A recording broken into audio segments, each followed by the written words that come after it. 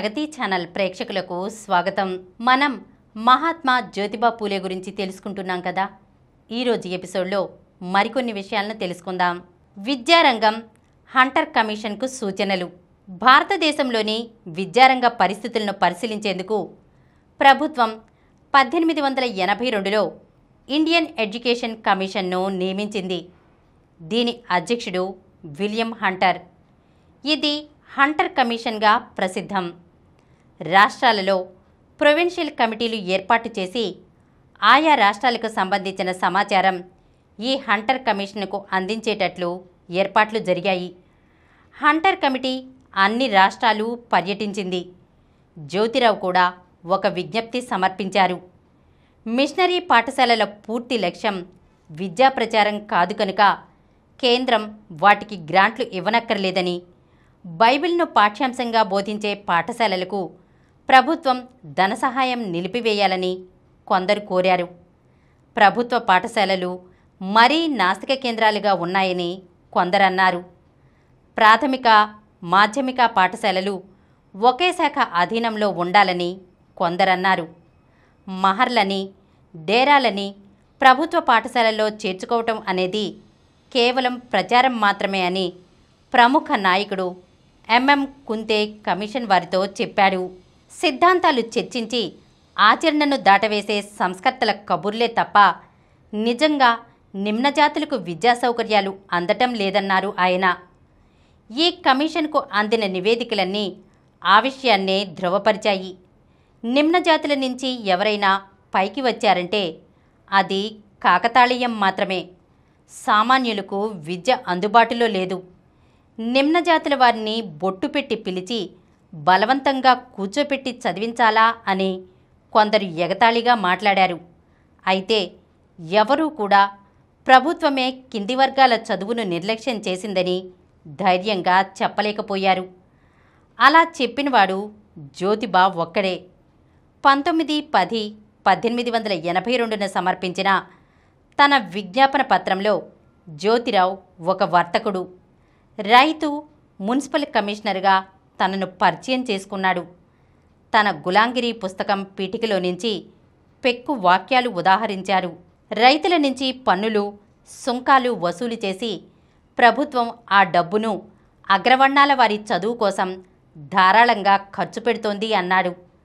అగ్రవర్ణాల నుంచి విద్య క్రింది వర్గాలకు వ్యాప్తిస్తుందనుకోవడం పెద్ద పొరపాటని చెప్పాడు.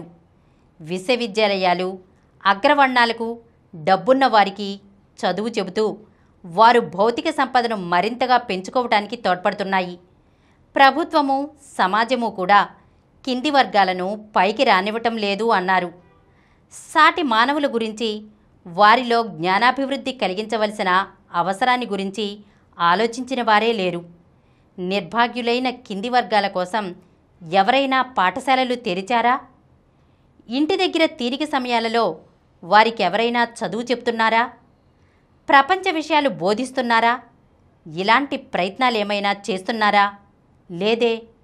మరి ప్రభుత్వం ప్రజలలో ఒక భాగాన్ని వదిలేసి అగ్రకులాలకే విద్యా సౌకర్యాలు అందించటానికి, వారి విద్యాస్థాయి పెంచటానికి తాపత్రయపడటంలో గల అర్థమేమిటి? ఔచిత్యమేమిటి? ప్రొఫెసర్లు, డిగ్రీలు పొందినవారు దేశంలో ఎంతమంది ఉన్నారనేది దేశ ప్రగతికి సూచకం కాదు. అత్యధిక శాతం ప్రజలు ఎలా ఉన్నారనేదే చూడాలి. ఈ దేశంలో ఉన్నత కులాల వారికే విద్యావకాశాలు ఉన్నాయి. వారికే ప్రభుత్వోద్యోగాలు లభిస్తున్నాయి. వారు మళ్ళీ తమవారినే పైకి తెచ్చుకుంటున్నారు. ఈ విధంగా అగ్రవర్ణాల నిరంకుశాధికారం అన్ని రంగాల్లోనూ సాగుతున్నది. ఈ నిరంకుశత్వాన్ని తగ్గించాలంటే రైతు క్షేమమే ప్రభుత్వానికి ప్రధానమైతే వారి మీద కూడా విజ్ఞానపు తుంపర్ల జల్లులు పడాలి. రైతుల బిడ్డలు చదువుకోవాలి, ఉద్యోగాలు చేయాలి అన్నాడు జ్యోతిబా. బొంబాయి రాష్ట్రంలో ప్రాథమిక విద్యను అలక్ష్యం చేశారని, పాఠశాలలో సరైన సామాగ్రి కానీ, కనీస సదుపాయాలు కానీ లేవని జ్యోతిబా అన్నారు. విద్యావసరాల నిమిత్తం వసూలు చేస్తున్న పన్నును ప్రభుత్వం ఆ అవసరాలకు ఖర్చు పెట్టకపోవటం శోచనీయం అన్నారు. బొంబాయిలోనే సుమారు 10 లక్షల మంది పిల్లలు ఏ విద్యా సౌకర్యాలు అందక తిరుగుతున్నారు అన్నారు. రైతులు వారి ప్రతి అవసరానికి అగ్రవర్ణాలపైననే ఆధారపడవలసి వస్తున్నది. ఏదైనా చదవాలన్నా, విషయం తెలుసుకోవాలన్నా, లెక్కలు కట్టాలన్నా అన్నింటికీ వారు అగ్రవర్ణాల దయ మీద ఆధారపడవలసిందే. దారిద్ర్యం కారణంగా కొందరు, పనుల వల్ల తీరికలేక కొందరు, విద్యా సదుపాయాలు అందక కొందరు, తమను పాఠశాలలకు రానియకపోవటం వల్ల కొందరు, మొత్తానికి ఏదో ఒక రకంగా వారు చదువుకోలేకపోతున్నారు. ఈ అన్ని కారణాలు ప్రభుత్వం నివారించగలదు. ఎలాగంటే ప్రాథమిక విద్య నిర్బంధం చేసి ఒకానొక వయసు వచ్చే వరకు అందరూ విధిగా చదువు నేర్చుకునేటట్లు చేయాలి. మహర్లు, మాంగులు వంటి నిమ్నజాతుల పిల్లలను ఇతర కులాల వారు చేరనీయటం లేదు. వారికి ప్రత్యేకంగా తెరిచిన పాఠశాలలు చాలా తక్కువ. అవి అన్ని ప్రాంతాల వారికి అందుబాటులో లేవు. 5,000 మంది పిల్లలున్న పూణేలో ఒకే ఒక పాఠశాల ఉంది. అందులో 30 మంది బాలురు మాత్రమే చదవగలుగుతున్నారు. ఇలాంటి స్థితి విద్యాశాఖకు గౌరవప్రదం కాదు. వారికి ఇంకా పాఠశాలలు తెరవాలి. ఈరోజు మనం మహాత్మా జ్యోతిబా పూలేకు సంబంధించిన కొన్ని విషయాలను గురించి తెలుసుకున్నాం కదా. వచ్చే ఎపిసోడ్లో మరికొన్ని విషయాలతో కలుద్దాం. ఈ కార్యక్రమం మీకు ఎంతో నచ్చింది కదా. ఇటువంటి మరిన్ని వీడియోల కోసం అనతి కాలంలోనే 20 కోట్ల వ్యూస్ సాధించిన సమరం ఛానల్ సమర్పించు సమరం ప్రగతి ఛానల్కు సబ్స్క్రైబ్ చేయండి, లైక్ చేయండి, మీ ఫ్రెండ్స్కి షేర్ చేయండి. అలాగే ప్రక్కనున్న గంట సింబల్ని ప్రెస్ చేయడం మర్చిపోకండి.